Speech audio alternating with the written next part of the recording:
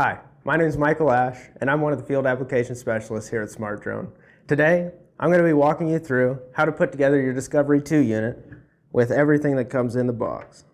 So first thing we'll do is we'll assemble the drone with the legs here, give it something to stand on.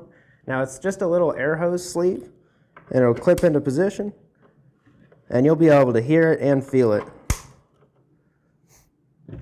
Now we can put it out on the table. We'll fold out the back arms, then we'll fold out the front arms. We'll fold all of these props into approximate position. They'll spin out and get in the right position whenever it all gets going too.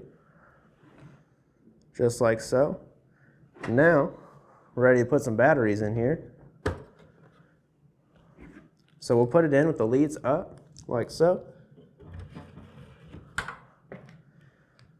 And just once again, that's with the leads up going in because it's going to plug in on the bottom side so it curls around better.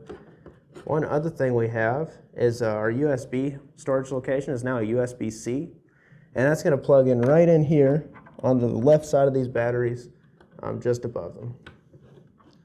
And it'll kind of snap into position as well. So now when we plug in the batteries, the drone will automatically turn on. It'll go through some beeping noises and let you know that it's ready to go. So our next step, if you wanted to take the arms back down, is going to be to fold these blades back into approximate position, kind of closed, and then just pull on these tabs with your fingers and move the arms in. Front arm first, back arm second.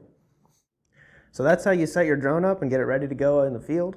In the next video, we'll show you how to plan a mission on our integrated controller that has a touchscreen and allows you to access Q ground control from right here so that you can get up in the air easier and more effective than ever. Thank you.